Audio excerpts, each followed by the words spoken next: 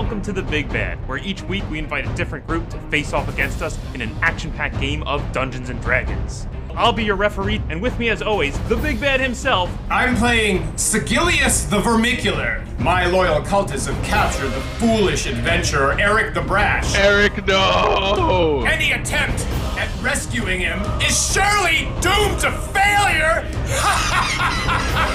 Despair, foul cultist. It is I, Balar. Who is that? Someone who may know a little something about Dungeons & Dragons. Well, I just started playing D&D a little while ago. By the might of Palor! Animal Plaga! We're all gonna end up in the water. Pruitt, wham. You're in the water, aren't you? Oh no. Oh dear. Oh, you gotta be kidding me! Let me take this moment to say, A massive humanoid figure turns to face you. It's insane. Come hither, my love. I slash, I grab it with my hand, and woo! we need you up here. Big roll, dude.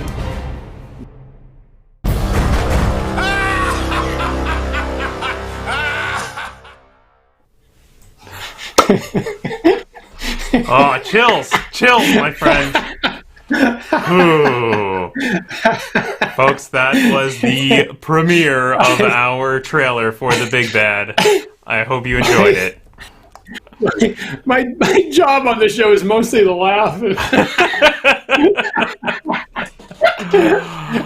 Oh, so good, so good. If you missed it, don't worry. We will be airing it again for sure. We'll take another look in a little bit.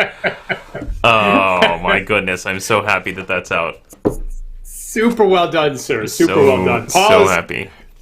Paul is to credit for the editing and cutting together of our trailer, and we couldn't be happier about it. So that is one of the best things I've ever been part of, certainly, if not just seen. Thank you. Well, welcome to the Big Bad Development Diary, where Dan and I every week talk about the latest news on our creation of the Big Bad and work through our emotional well-being. Tonight we will be talking about the state of the project, what's going on, what's new, obviously the trailer. Saying congratulations to all the winners of our subscription drive. Thank you everyone who participated. Our deep dive, we are going to pick apart that trailer. We're going to tell you all the little nitty-gritty details and fun little backstories about what's in there.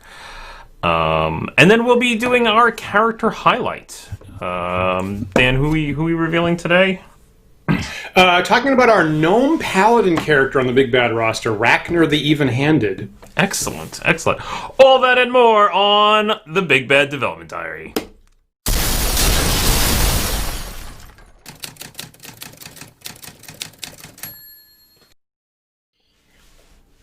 Whew. So, Dan. Yes, Paul. How are you this fine evening? Somehow, some folks, maybe, even after watching that amazing trailer, don't know what the Big Bad is. Tell us, what's the Big Bad? Really?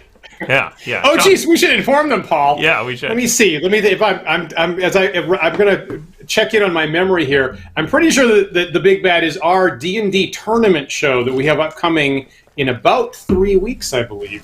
I think we're also announcing that tonight, as a matter of fact.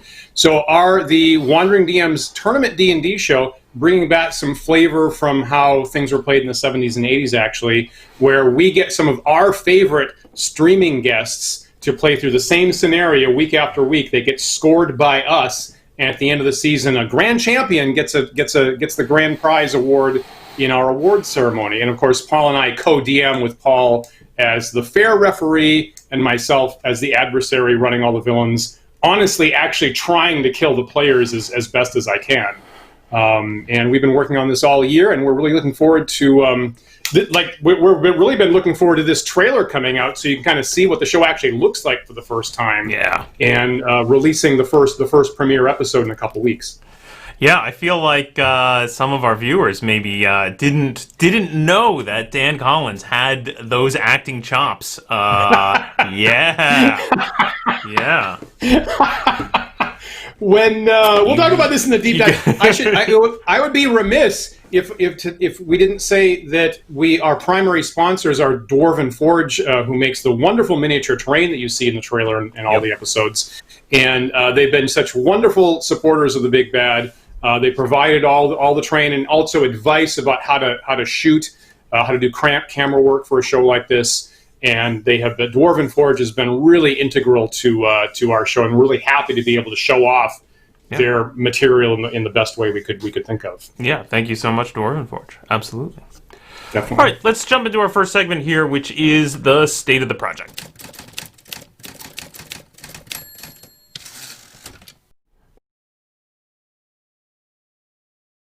Oh, lost you there for a second. Sorry, everyone.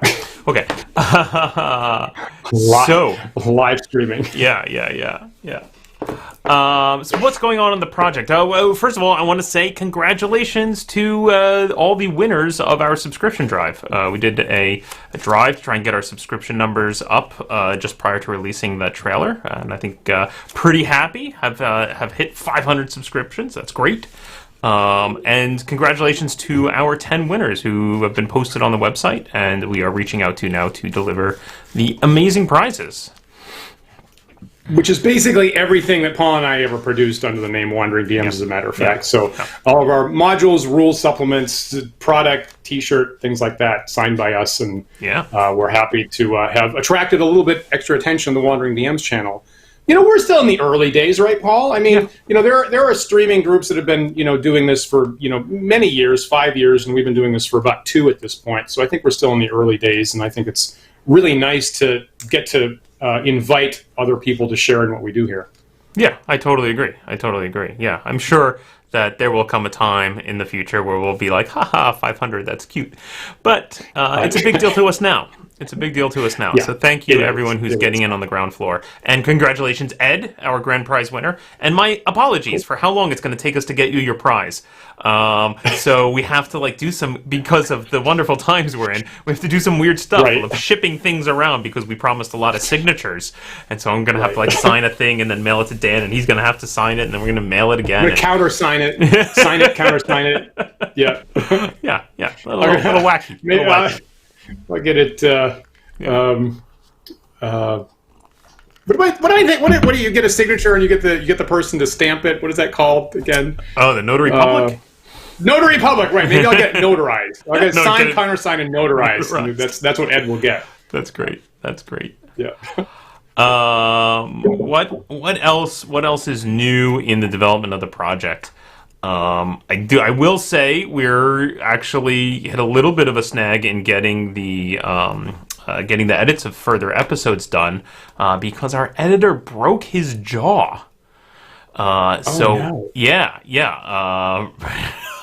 hearts go out to Russ. So sorry. Poor guy's got his jaw wired shut right now. Really? You knew this, right? I did not. No, I'm just learning about this right now. No, unfortunately. I thought you knew this. Yeah, I mean, no, I didn't. No, I'm just learning about this right now. Unfortunately. Oh, wow. Oh my God. Sorry. I thought you knew. I thought I had sent you an email on it. Anyway. Yeah, but I don't have time to. Broke his jaw. My his God. jaw's wired shut for the next month, and he's recuperating.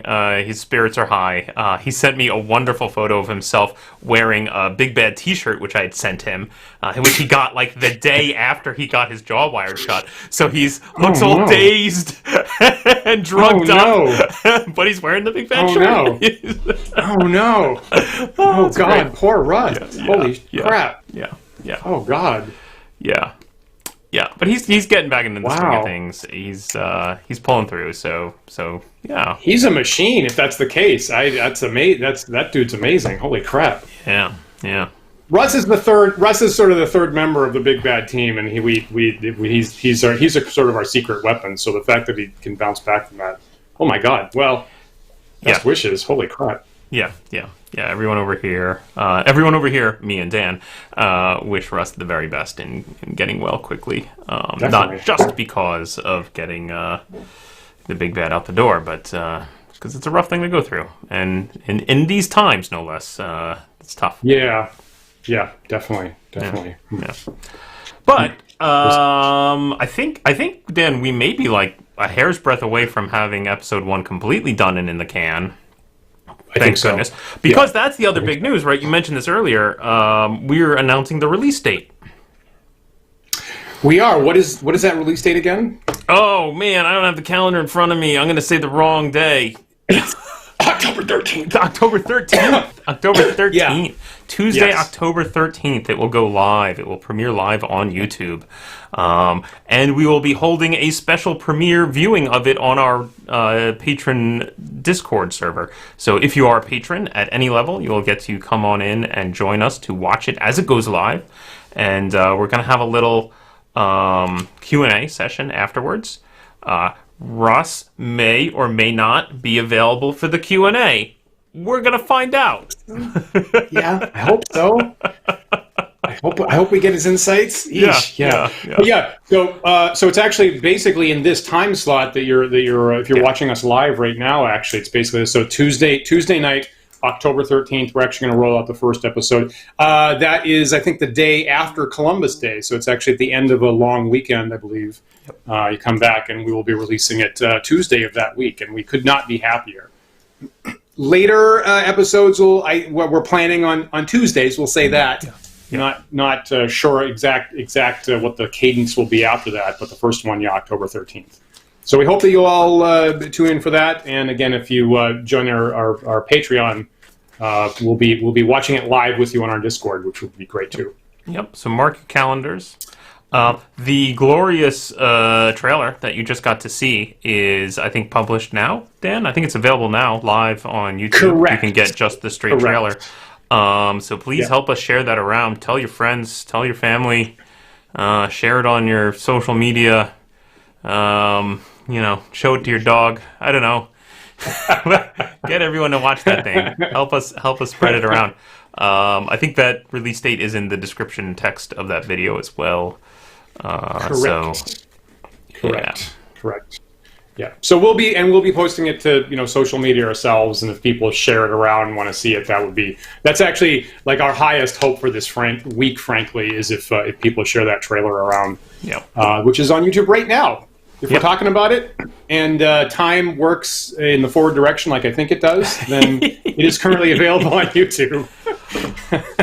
All right, let's get into our deep dive and talk about the trailer, shall we? Do that.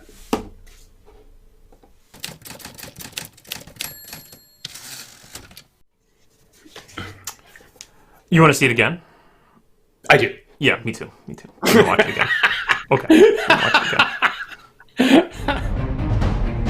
Welcome to the Big Bad, where each week we invite a different group to face off against us in an action-packed game of Dungeons & Dragons. I'll be your referee, and with me as always, the Big Bad himself. I'm playing Sigilius the Vermicular. My loyal cultists have captured the foolish adventurer Eric the Brash. Eric, no! Any attempt at rescuing him is surely doomed to failure! Despair, foul cultist. It is I, Balar. Who is that? Someone who may know a little something about Dungeons & Dragons. Well, I just started playing D&D a little while ago. By the might of Palor. Animal Plaga! We're all going to end up in the water. Pruitt, what happened? You're in the water, aren't you? Oh no! Oh dear! Oh, you gotta be kidding me! Let me take this moment to say, A massive humanoid figure turns to face you. It's insane. Come hither, my love. When I slash, I grab it with my hand and woo! we need you up here. Big roll, dude.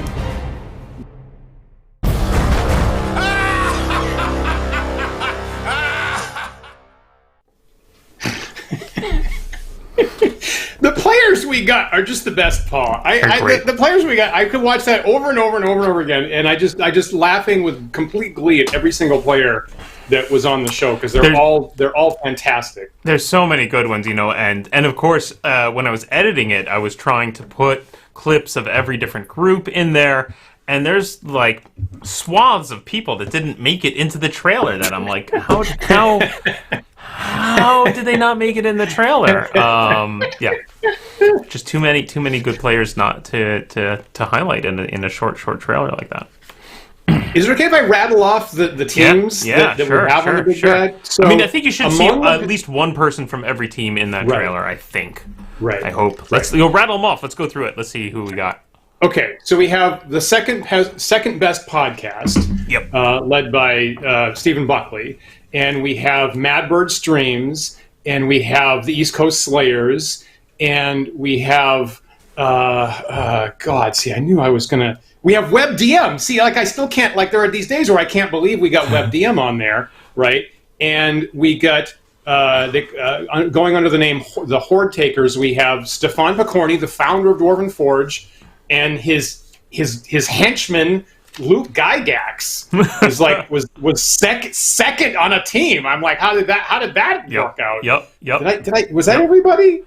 You missed Jay Scott, Lord Gasumba. Oh, it's Lord Gasumba, of course. Right. Ah, jeez. Yeah. And I was laughing so hard because his reaction in the middle of the trailer at somebody falling in the water is just so priceless as he literally throws his pencil in disgust at what's going on there. So, and of course, Lord Gasumba with a whole bunch of all-star, old-school players from Twitch on his team, and so every single one of those teams is completely precious, and I just laugh.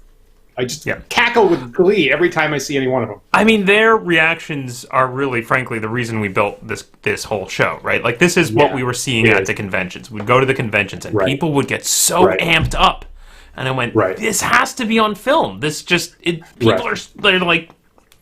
They're so amped, you know? Like, I feel like I don't see that energy in most actual play D&D shows. So I was like, I got to capture that. Yeah, it's a high level of play, and we did it at conventions for a while, and then we got among our favorite D&D celebrities and streamers, and boy, it was like really going to grad school on that one. Like I took some real serious lessons in lumps. And people who really, honestly, are expert D&D players bringing that energy, and that was a really, really fascinating learning experience for all of us, I think. I'm continually surprised in that trailer every time you get to see the folks from Madbird on frame because they have such big reactions, and it's just it's so good. It's so good. We didn't ask. Some players showed up in costume, right? So we saw Stefan Picorni showing up in costume as our barbarian character, trying to swing on a rope at one point. And there are other people that again aren't in the trailer that show up on costume from a couple different teams. So that was a really interesting vibe. Brought and then one team came on, and I guess I won't say who it was, came on and they prepared a song. They'd actually prepared a 6-part choral orchestra that they sang to get started with. And I was like, I did not see that happening. So people really were really into it, which was really gratifying. Yeah. It was, the song was surprising. definitely threw me for a little bit of a loop. I should say that when you first go ahead. No, I was going to say we also had romance subplots in our action packed D&D tournament game. You can if you know the 6 teams, you can probably guess who it was that particularly did that. And at one point I've seen it a couple of times now. Someone specifically requested, can we quote Dan saying, "This wasn't fair, you confused me. Can we quote you on our website?" And I gave permission for that. Yeah, that's great. Partly with the romance plot. That was good. That was good. I gotta say, Paul, when you first cut the trailer together a couple weeks ago, and I saw it, I did actually have a little bit of a positive, and I mean this in the most positive way possible, mental breakdown, and I had to get up and stomp around the apartment here about 5 or 6 times, just swearing to myself, trying to get over what an intense emotional reaction I was having. And one thing was, I didn't foresee how much I was going to be in it, frankly. And it only dawned on me in the trailer that, like, oh crap. And because one thing one thing that we never talked about, right? So the show's been called The Big Bad, and all along in my head, that refers to the character. That refers to the miniature and the character of the villain in the on the board. And it kind of drifted in a little way, and it was in the trailer. We're like, oh crap! I'm the title character.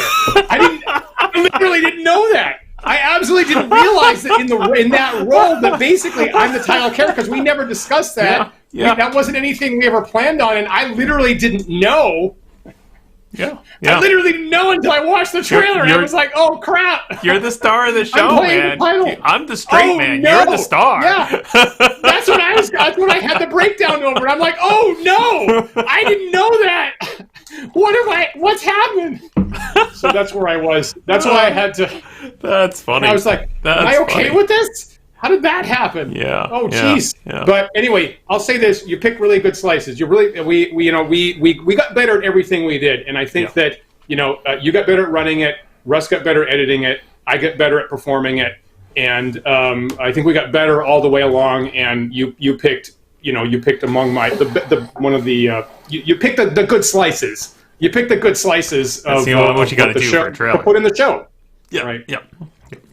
Though, I mean, it is a little bit of a different show. There aren't too many shows that are pre-edited, right? There aren't too many. There's a lot of D&D streams that are either live or live to recording, and there aren't too many shows right now that are actually pre-edited, but not pre-scripted, right? Right.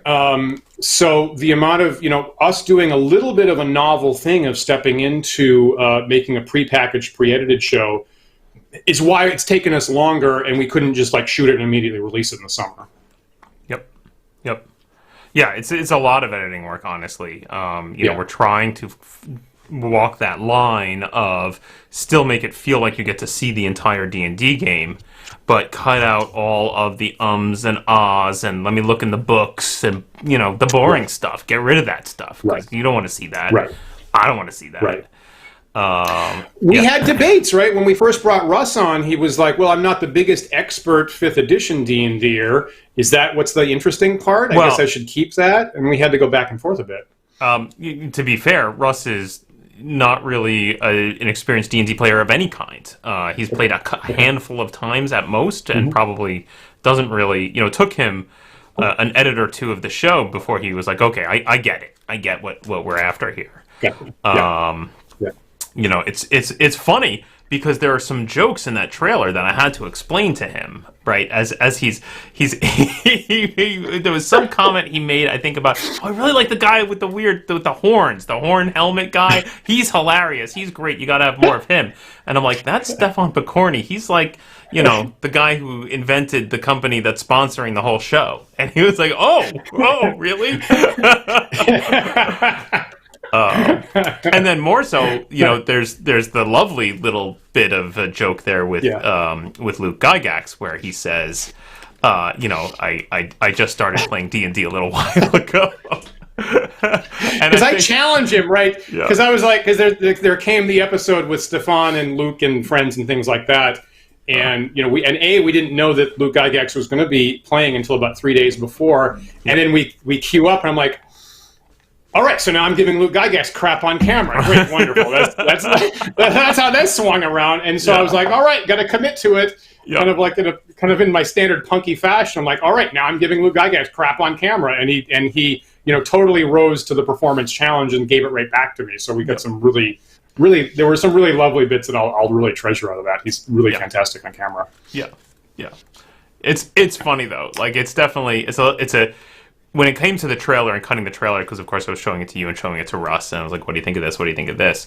And I was like, I felt like I had to defend that joke in the trailer. I'm like, Russ, that joke has to stay in the trailer because people who recognize who Luke Gygax is are going to find that really funny.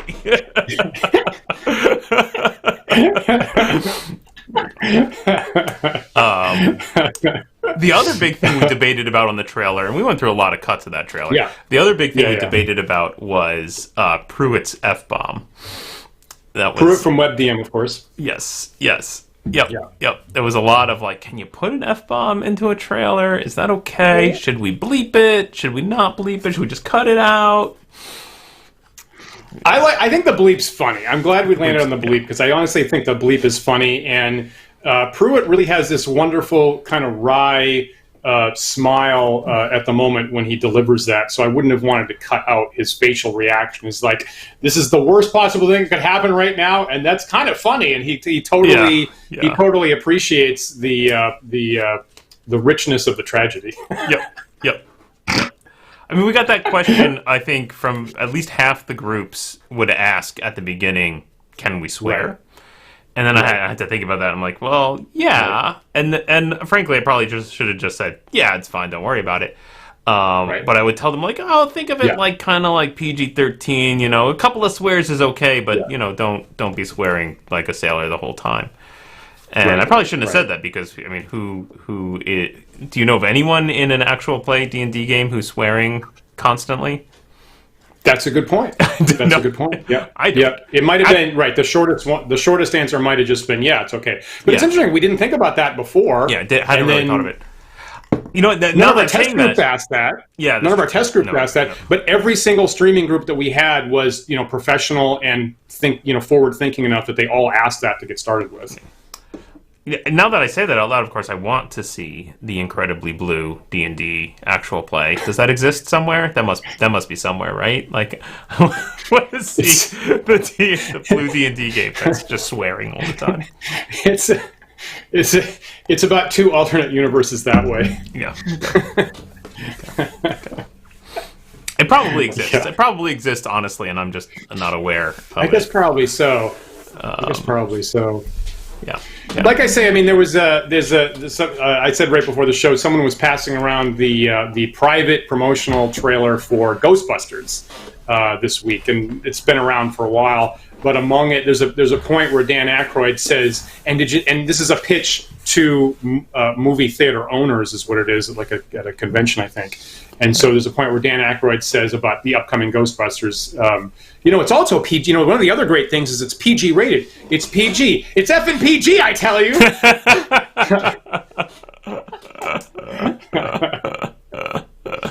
William's saying that Nerd Poker gets pretty blue, and I've listened to Nerd Poker a couple times. Oh, have you? And I'm really glad that's out there. Actually, it's a nice podcast to be out for a number of years. Honestly, okay.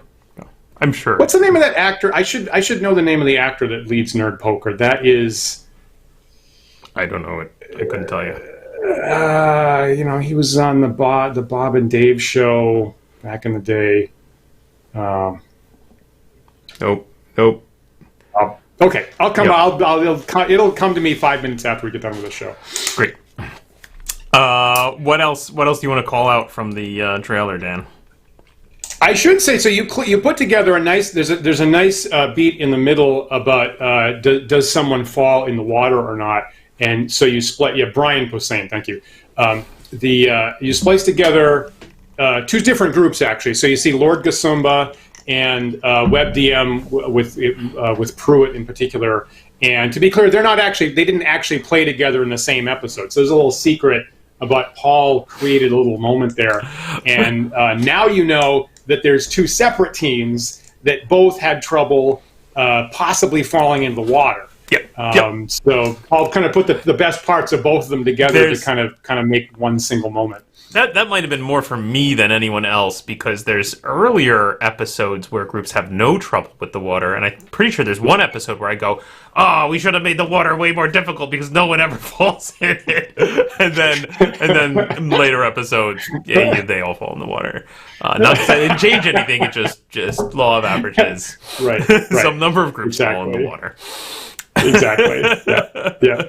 Or get pushed in the water, or get grabbed in the water, or maybe magically compelled to go in the water. You'll have to find out later. Yeah. Depending on how good the person controlling them was playing that day. Yeah. There you go. Yeah. There were some nice moments that were just too long to make it into the trailer. Frankly, I had some funny stuff. Actually, I had a lot of really funny stuff from Second Best, to be honest, that didn't make the cut. just because it was too long. They Yeah. great funny bits Yeah. that I was like, sorry, I got whatever it is, 77 seconds here of trailer to fill. Yeah. And obviously, second best are improvisational comedians here in New York City. Actually, again led by Stephen Buckley. Fully half of our teams are led by someone named Stephen. So, which we discovered kind of late in the process. And they are so funny, and they bounce so well off each other. And they were the first team that we actually shot. And again, having improved what we do over the episodes, there are occasional times in the middle of the night where I kind of wish I could go back and give them even more energy than I did in episode 1, because they're really magnificent with the second best team in the first show. Well, you'll get to see at least one of them in about 2 weeks, a little more than 2 weeks. We have our shoot coming up for the award ceremony. Excellent. Yeah. Looking forward to that. That's going to be. I think it's going to be really fascinating to get a bunch of people from the different teams to actually interact. I'm curious if they'll share things like, "Did you fall in the water?" and how much crap did Dan give you? Kind of conversations would be. As much as possible. as much as bleeping possible. The other thing I'll say, the trailer is nice. I mean, so we get to see a lot of the different characters on the roster. Mm-hmm. And again, if you're new to what the Big Bad is about, we provided a pre-generated list of 12 characters, and the teams with 4 to 6 players had to pick from that list. And so you don't see the exact same characters every episode, but it's the same, team bench that they're picking from. Yeah. And so I think in the trailer you saw Kyan the Barbarian, Avis the Wizard, Rakner the Paladin, that we'll talk more about in a couple minutes there, shows up in a couple times. And so it's kind of nice to see a bunch of different character faces. Yeah. Miniature character faces showing up there. We got to hear Luke Gygax deliver the line, "It is I, Phalar." It's our Phalar the Fearless. One of our most popular choices, actually, the Elven Cleric of the War God, which is interesting that was such a high pick. If anybody happens to read the webcomic Order of the Stick, you might go to the current Order of the Stick episode, which ends with the line, "Clerics, they're simply the worst." And I really felt that. I really felt that, right? I said, yeah, clerics are the worst when I read the new Order of the Stick yesterday. Like, yeah, clerics really are the worst. I totally feel that. Bad guy. I'm there. I'm right there with you. What the hell? Oh, my goodness. The other thing people should know, so we allowed players, if they wanted to, reskin characters. So occasionally people come in with all the same statistics, of course, but maybe they rename the character, or they kind of tweak the backstory, or they change the relationships between different characters. So we certainly wanted our players to bring their own sensibility to the characters. And so one of the really great things when Luke Gygax picked Phalar, our cleric, is he actually said, "Can I use the Greyhawk deity Heronius?" Because that's not how I wrote him initially. Right. And I was like, well, yeah, if Luke Gygax wants to play a cleric Heronius on the show, we're not gonna say no. What am I, stupid? So I hadn't foreseen that, but it actually, as a longtime Greyhawk player myself, really brought in a lot of extra depth to me, feeling like, oh, geez, I'm fighting a cleric of Heronius from Greyhawk. What the heck? I didn't see that coming. So that was another really nice thing that I didn't predict that Luke brought to the table. Yeah, he's not the only one to pull a Greyhawk deity, right? We had Tim Sayers in there who said, "Oh, what's the Might of Palor?" For the Might of Palor. Yeah. Right. Yep. Yeah. You're right. There you go. It's really interesting how we got a mix of kind of old school people and new school people. So we had people that are certainly more experienced with first edition D&D, and people that are more experienced with fifth edition D&D. And personally, I'm really happy that it's about balance. It's about half and half. Yeah. So we kind of get to see the approaches of both sides and the different tactical sensibility of both sides. And it's not something we really intended to begin with, but it's just about half and half. And personally, I really like that balance. Yeah. I mean, we had multiple groups who have more of a reputation for running newer 5th edition games that are strongly story based, that are more about character relationships, and so maybe felt like this was a little unusual for them for all this, very combat oriented stuff. And they all did really well, frankly. To be honest, they. I think they slightly played that up, right? I think they were clever enough that they slightly played up the, we're not good at tactics, we just do narrative touchy-feely things. I think they intentionally did that to try to put me in a sense of lack of urgency preparing for the show. And kudos for them for trying that. Fairly clever, but I think they were slightly playing that up because everybody was really, really strategically very good. Yep. That is totally true. And the luck played a fair hand into the game as well, right? We saw, the trailer shows a natural one. It's not the only natural one we saw during the game. I think we also hear Steve McCauley yelling "crit!" That is the most intense critical hit reaction I think I've ever seen.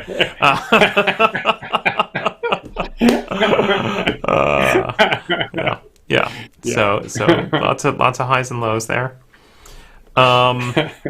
Interesting fact, Dan, is right now you, me, and Russ are the only 3 people in the world who know who won. Well, you're assuming that I remember, Paul. Oh, jeez. I would think you might remember that, Dan, but all right, sure. Right. Okay, I think so. I have a very good guess. I have a very solid guess. Great. Yeah. So I think that the teams will find out during the award ceremony when we shoot that, and then the world will find out in the weeks to follow as the episodes come out. Yeah. I will say that I think I remember, correct me if I'm wrong, I think I remember specifically arguing with a team when they got a natural 20, trying to argue that it shouldn't count.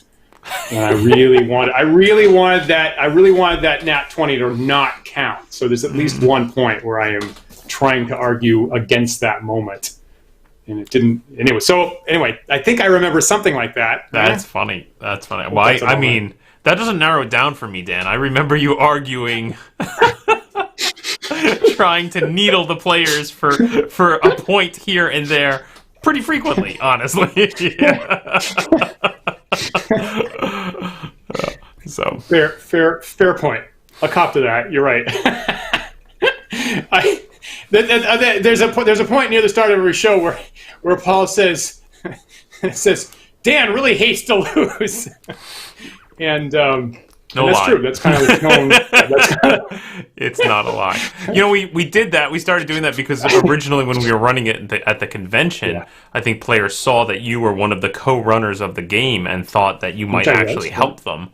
I had to frequently disillusion them of that and be like, do not ask him for rules questions because he will lie. He will lead you astray. I was tricking. I was tricking several of them. Like, okay, well, I'll go in this direction. I won't use that spell, and you had to step in. It's like, no, those are completely things you don't want to pay attention to. Which made my job harder, Paul, because then I had to mix it up, and then I had to bluff. And I had to drop in, then I started telling the truth, right? Once in a while, telling the truth. And then assuming they did the opposite, maybe that would work in my favor. So it did get complicated. Sorry to have made it so difficult for you. No, it's fine, Paul. It's all right. All right, sir. Shall we move on to our character highlight? Let's talk about the character highlight, yes. Excellent.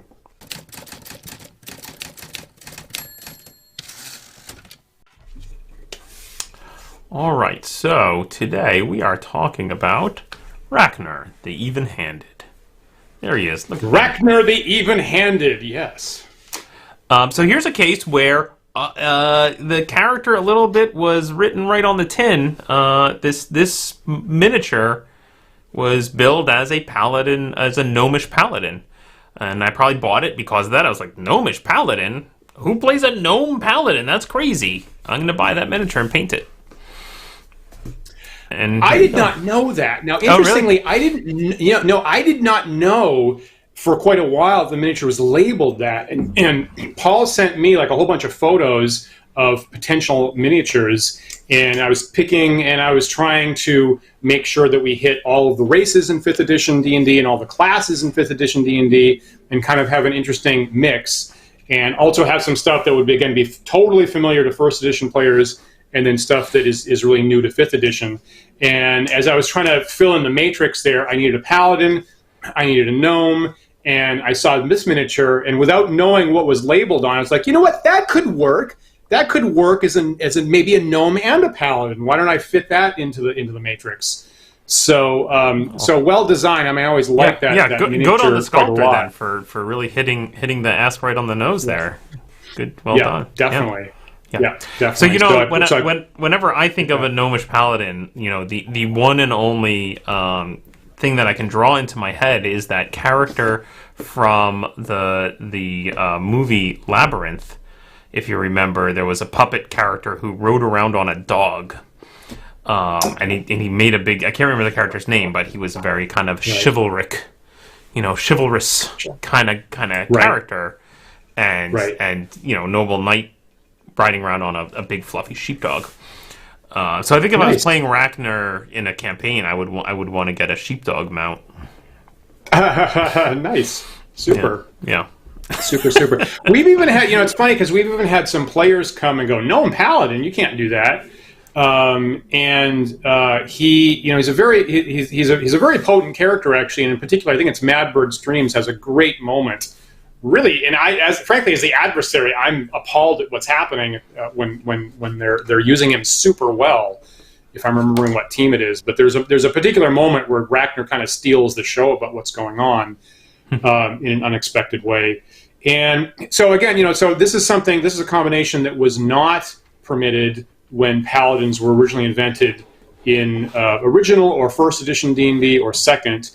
I think for quite a while paladins had to be humans. And so the first time that you could pick a gnome paladin would be 3rd edition D&D, the first time. Now, interestingly, for a long time, the whole idea of paladins originally was you had to be lawful good. You had no other option for alignment. You had to be lawful good. And that rule stuck around even through 3rd edition. Even in 3rd edition, if you were a paladin, you still had to be lawful good. And it wasn't until 4th edition, I'm pretty sure, that they lifted that restriction, said you can be a paladin of any alignment. So for the older school players, I did make Rakner lawful good. And so part of his backstory is that he is ultimately committed to fair play. So the sobriquet of the Evenhanded refers back to his complete commitment to justice and fair play, and everybody follows the same rules. Interesting. I liked William's interpretation here of 2 hands. That's an even number. Well, William, I'll throw that into the mix. I guess that's a third. I'm going to call that the third one that I didn't really think about. Good point. And then somewhere there'll be an arch nemesis that has 4. So committed to fair play for everybody. Also, as his special fighting style as a paladin, he picked dueling. So specifically, when he has a weapon in one hand and the other hand is free, he gets a special bonus to attacks with his longsword. So kind of a double entendre there when I named him. So a pretty good fighter, actually. So he has so many, as a paladin in 5th edition, he has so many different things with his melee attacks. He gets double attacks. So he gets 2 attacks every single round. He's got the dueling fighting style that he uses. He's got Divine Smite, which can throw down a whole bunch of extra radiant damage. He's got Sacred Weapon that can make his weapon count as magical, even if it wasn't to begin with. Right, and then he's got that aura of protection that gives +2 bonus to all of his allies nearby him. Okay, now I remember being irritated about that over and over again in the show, of that hitting people near Rakner and then him piping up and saying everybody around me all gets this bonus. And this is a case, right, where when it comes to saving throws, this is a case where being a gnome is actually pretty cool, right? Because he also has that gnomish ability that gives him advantage on a whole bunch of different saving throws. Correct. So yeah, having him around, like giving bonus on the saving throw to everyone around him, and his own saving throws being awesome. Yeah, he's a great character. He's one of the most defensible characters because here's a fact that I actually didn't realize until 1 minute before we started the show tonight is he's the only character in the entire roster that has all positive saves. So little secret here. I keep a table of all the characters on the roster and all their saving throws so that I can target my spells against everybody's weakest save. Right, so if you're watching the show, a little background secret is every time I target a spell at anybody, I'm looking specifically to find their lowest saving throw category and aim a spell at that. So everybody on the roster has at least one save that's either 0 or negative, except for Rakner. So Rakner doesn't have any bad saves whatsoever, and he's actually the only one of the 12 that doesn't have that. To say nothing of his gnomish advantage to almost all the save categories, to say nothing of the bonus he gives to everybody else, to say nothing of the fact that he's wearing adamantine armor and I can't critical him no matter what. Yeah, he's a great character. I don't think that anyone watching the shows, Dan, will be surprised to know that you are targeting the weak saves, because I'm pretty sure you gleefully cackled about it 2 or 3 times. A couple of times. Just a couple of times. You may have. Okay, all right. All right. Well, Paul, when you promote something, you got to say it at least 3 times. So I'm glad. Good. All right. Good. I'm glad the message getting across. Yep. I didn't submarine it. Yeah. Interesting. I guess now it's really fascinating. And does that mean? I guess I'm curious. Does that mean that you tended to not target Rakner? Like, if you had other targets, would you prefer them over Rakner because you knew that he was so defensible?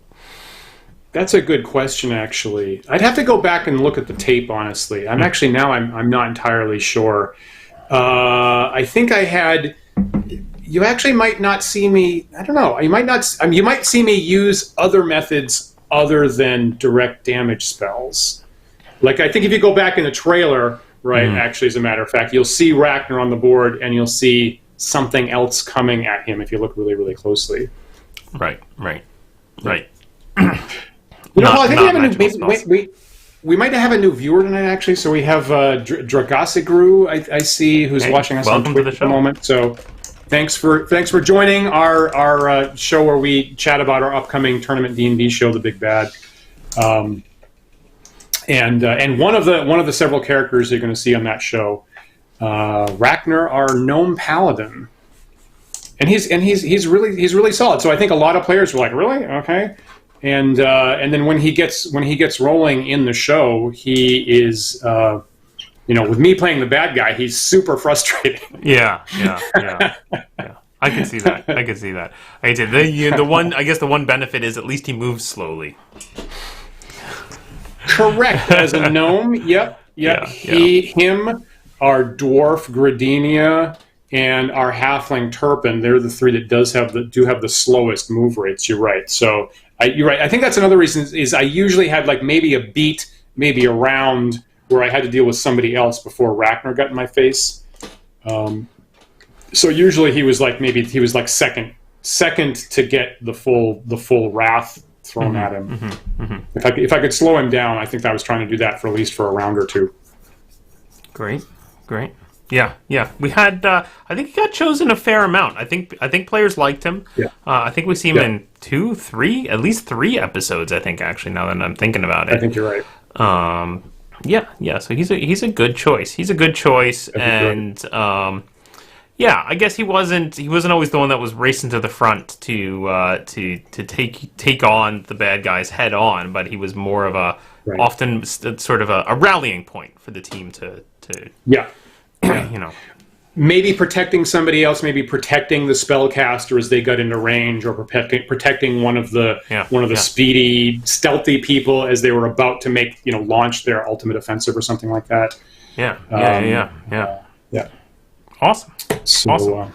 Yep. Very nice. So, anything else to say about Rakner the Evenhanded, Dan? It's so funny that when I was identifying particular characters, that I looked at and was like, I guess this could work as a Gnome Paladin. Am I crazy about that? I hope I'm not making a big mistake, but that's how I'm personally going to read that, and then find out later on that actually is the label on the bottom. yeah. That's what the miniature was labeled as. I can't remember. I mean, I'm sure I at least encouraged it when we were spitballing the 12 different characters for this show. I'm sure I was like, Gnome Paladin, that's what it says on the box. That'll work. That's the bee's knees. Fantastic. If anybody hasn't seen the other characters, because we roll out one each week, go to our website, wanderingdms.com, click on the Big Bad, which is the first button right now, and you'll see, I think we've released at this point like 10, I think. And you'll see on the side full statistics for Rakner and every other character directly from D&D Beyond, and you can see the specific choices that all of our play groups had when they ran through our tournament sessions for the Big Bad. So feel free to go to wanderingdms.com and see the whole story and all the statistics of what we were providing for players with Rakner and friends. Excellent. Wow, Dan, I can't believe we've gone through 10 of these already. We've really done that many? Because that means there's not many. That means there's not a lot of these left. I think that means we only have 2 more weeks, and then the actual premiere of the first actual episode of the Big Bad after that. That is fantastic. Yep. Coming right fantastic. Up. Yep. So again, that's October 13th, the Tuesday, this time slot, right after the 3-day holiday there. So instead, this show will end. I guess we should mention that to folks. This show will cease to air at that point, I believe, and instead, we will be hopefully showing actual episodes of the Big Bad in this time slot. Yeah, exactly. Which will be great, and we've been looking forward to that for quite a while. So when the Big Bad finally arrives in 3 weeks' time, holy smoke, that will be.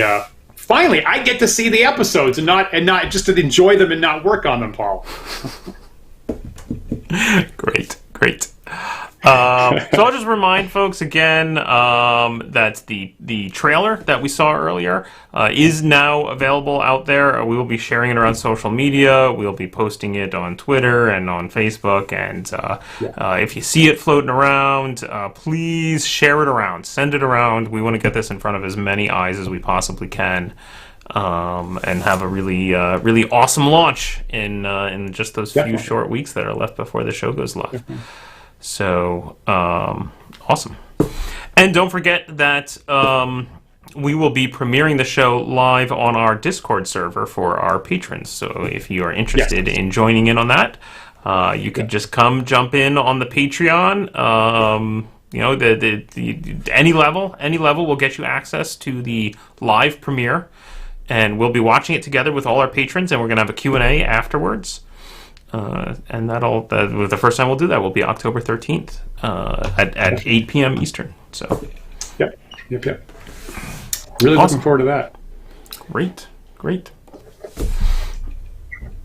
If anybody didn't catch it, on the talk show on Sunday, we had James Malashevsky of Grognardia, who's back blogging, and we had him on the Sunday talk show. If you didn't see our interview with James, you might want to check out our YouTube channel and see the Grognardia blog interview, which we were really happy to have. And anything else? We should pitch? We should remind people about tonight, Paul? I don't think so. Okay. We have our regular shows, our 10 Dead Rats on Thursday night, and which is our Warhammer Old School D&D actual play, and our regular talk show on Sundays. But I mean, really, tonight is all about the trailer for the Big Bad. So please, definitely. If you take nothing else away from this show tonight, please go and share that far and wide. Let me ask, before we wrap up, let me ask our new viewer, Drago. I hope you're still there, Drago. Did you catch the trailer when we showed it earlier tonight, or did you come in after that point? Did you catch the trailer, Drago? I don't know how long the delay is between us and actually seeing the chat. Gotcha. So if Drago is there, possibly. Oh, Drago didn't get to see it. Okay. Do you want to end on the? Is that where we're going with this, Dan? Let's fix that, right? Good idea, Paul. What a good, generous idea, Paul. I'm glad you thought of that. Let's do that again so Drago can catch it. And feel free to look at it again on YouTube and share it around and retweet it if you'd like to tomorrow. Excellent. Let me see. I want to see the trailer myself again. Paul. So one last time, we'll sign off now, I guess, and we'll close out with one last look at our trailer. So thanks everyone for tuning in to the Big Bad Development Diary, and please tune in in the coming weeks and October 13th for the world premiere of the Big Bad. Welcome to the Big Bad, where each week we invite a different group to face off against us in an action-packed game of Dungeons & Dragons. I'll be your referee, and with me as always, the Big Bad himself. I'm playing Sigilius the Vermicular. My loyal cultists have captured the foolish adventurer Eric the Brash. Eric, no! Any attempt at rescuing him is surely doomed to failure! Despair, foul cultist. It is I, Balar. Who is that? Someone who may know a little something about Dungeons & Dragons. Well, I just started playing D&D a little while ago. By the might of Palor. Animal Plaga! We're all gonna end up in the water. Pruitt, what happened? You're in the water, aren't you? Oh no. Oh dear. Oh, you gotta be kidding me! Let me take this moment to say A massive humanoid figure turns to face you. It's insane. Come hither, my love. When I slash, I grab it with my hand and woo! we need you up here. Big roll, dude.